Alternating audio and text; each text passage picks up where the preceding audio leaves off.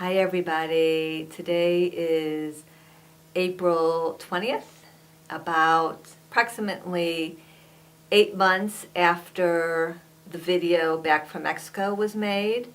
This is just a few minute introduction to that video. What I want to say is that I've learned a lot since I made that video, the Back from Mexico video, the upcoming video that's going to play in just a few minutes, and I would probably word things a little bit differently with the knowledge that I have now. What I want to say is, in the most simplest terms, there's kind of two approaches to treating cancer. One is bringing something from the outside to do the job, which is the conventional approach, chemo, radiation, or surgery, either remove the cancer or send something into the body to kill it. The other approach has to do with getting the immune system healthy and strong so that it can do its job, which is to kill foreign invaders, or disease, to fight disease in the body. And the immune system is made to do that, but most people who have cancer, probably everyone who has cancer, has a compromised immune system. It's not working properly. So those are two fundamental approaches. One is bring something from the outside. One is activate from the inside the immune system and get the immune system to do the job. And you can use both approaches, not at the same time, but you can use both approaches as part of your overall treatment plan. So in the Back from Mexico video, I discuss immune therapy because that's what I went to Mexico for. And that's when they remove cells from your own body and they do different things to the cells to make them stronger. And then they put them back in your body and it helps activate your immune system, in theory, so that your immune system then does its job properly. And in the video, I was talking about dendritic cells, and I referred to them as killer cells. And now it's come to my attention that I'm not sure of a dendritic cell. What's come to my attention is that immune therapy is about 1,000 levels above my head. Certainly above my education level, because I'm not a medical doctor. I can understand most things if it's explained in simple terms. And I'm good at taking the complex and putting it in simple terms. But I'm just telling you, I don't really know clearly what a dendritic cell is. I know it's an important immune cell, white cell, but trying to understand the different cells and the different types and what all their functions are, I just had to change my expectations of what I'm capable of doing, because I was starting to just break out in tears because I couldn't, there are just some things that it's not possible for me to fully understand. And sometimes I can get somebody to explain it to me in language that works well for me and is simple. And sometimes I can do that on my own, and sometimes I can't. So please enjoy the video Back from Mexico. The overall message is still extremely relevant. It's explained in a very expressive and dynamic way, but I don't want to mislead anybody, so some of the terms may not be used 100% correctly. And so I forgive for any confusion that I might cause, but I think the video still has great value, and its overall message is still very, very clear and effective. But again, some of the exact terms that I use, particularly, when I get into the specific cells, may not be 100% accurate. And but please enjoy, and please have empathy for me for this massive amount of information that is constantly trying to be processed by this brain of mine through this journey.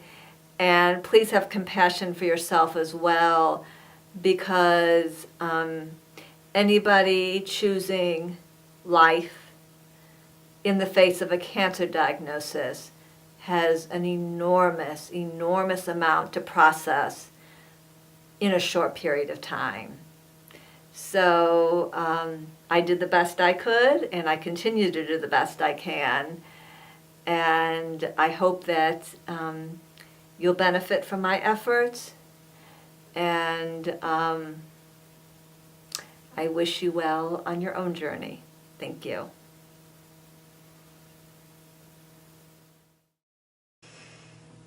Hi, everybody.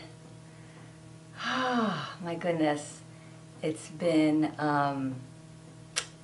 let's see, it's been, let me make sure the microphone's on. All of a sudden I got scared. Yes, scared for nothing. The microphone is on. It's been a while. Most of you know I was in Mexico going through treatments that are not available in the U.S. And it was exciting and also grueling. So it took me a few weeks to recover from the treatment, though prognosis is positive. But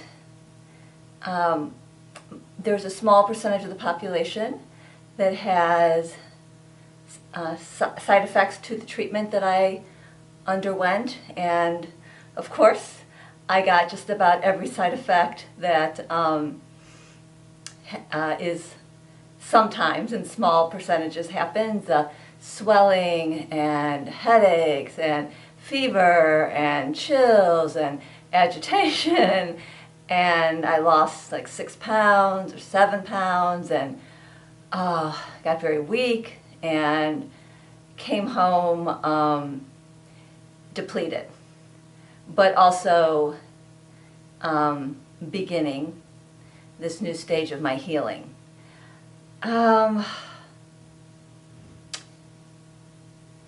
So I'm back because I have the energy to be back, and because I'm a little lonely. I miss my inner circle that I share with, and it's taken me this long to get my reserves back up, strong enough where I have the energy to do what I love, which is to create, educate, and share.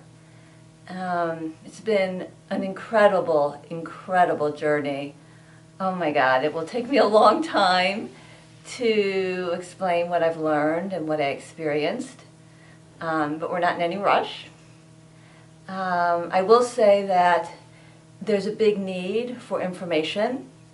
For example, I don't know how many of you know, if any of you know, that there's a low dosage chemo that's about 10% of what is standard in the US, and they inject it with sugar, with glucose, because cancer feeds off sugar, so it helps the chemo target more efficiently the cancer, and people don't get sick, and people don't lose their hair, maybe 20% of their hair, maybe none, and it's effective.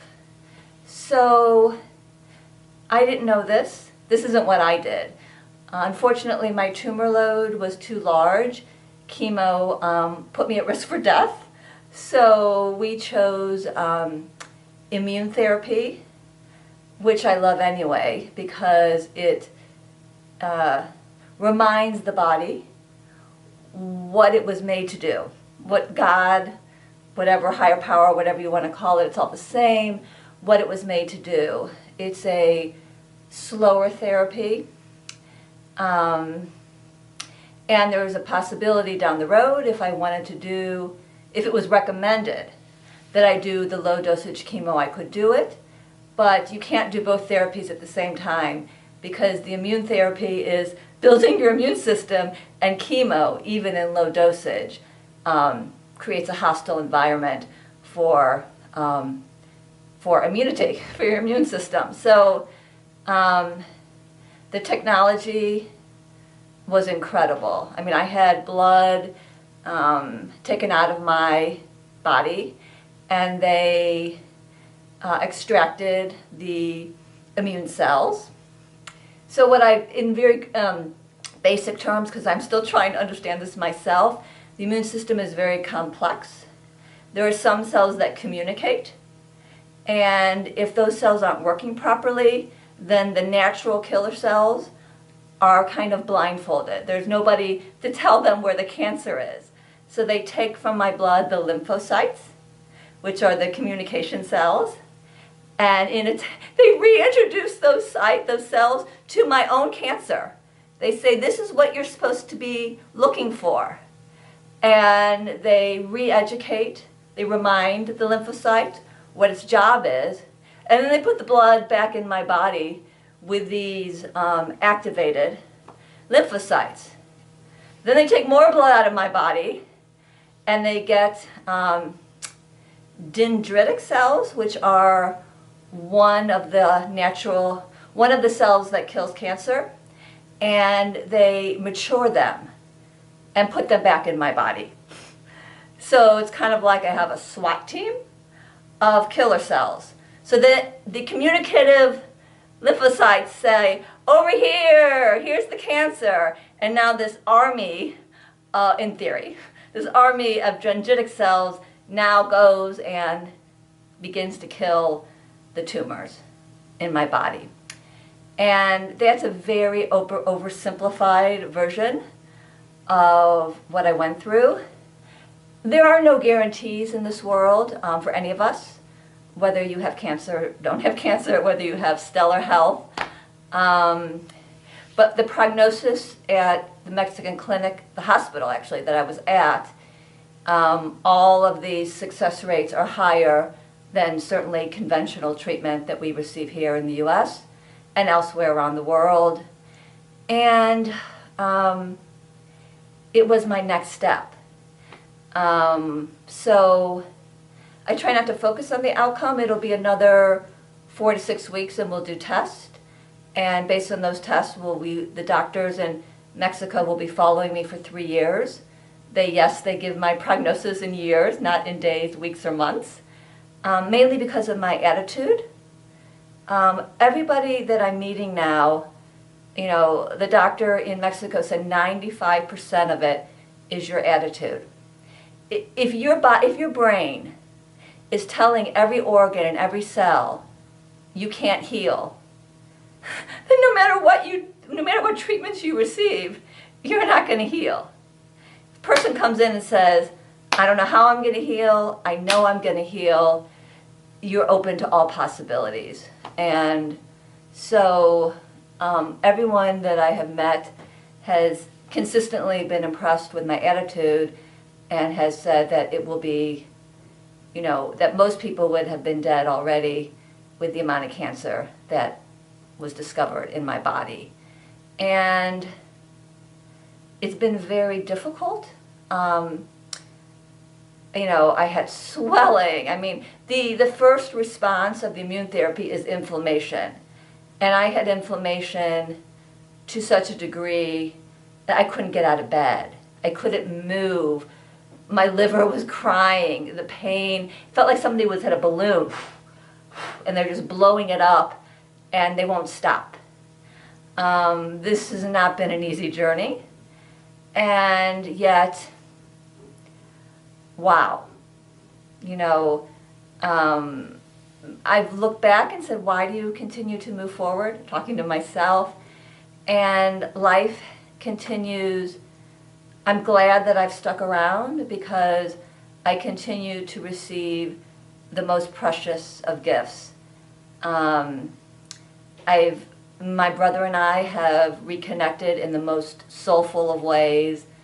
I have an extremely meaningful connection with my light touch chiropractor who has taught me, you know, an enormous amount, and has helped me believe in just basic human kindness. And I am, which I'll talk about in my next video, becoming in touch with my own healing capacities.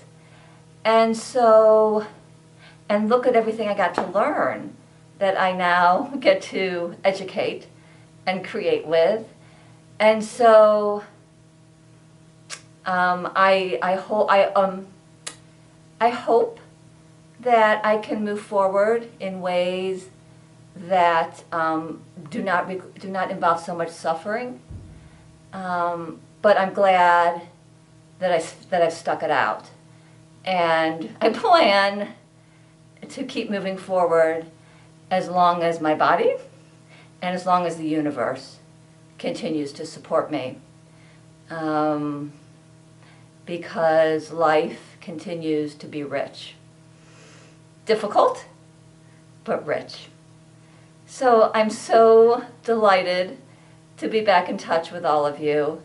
And there will be many, many, many videos on Mexico, on immune therapy, treatment, on low dosage chemo, on how to manage your pain, chronic pain like can't get out of bed pain, to walking with only movement. So there's much to be shared, and I've been a little bit lonely because I've been like in a fog. I came home from Mexico, they were like wheeling me in a wheelchair, I needed oxygen on the airplane. I was very depleted. That doesn't mean treatment wasn't effective. I just was very depleted. So it's taken me 2 weeks to recover, to begin to recover from the hospital, and but I'm coming back. So thank you, blessings. It's wonderful, really wonderful to connect with all of you again, and I look forward to further connection in the very near future. Again, blessings, and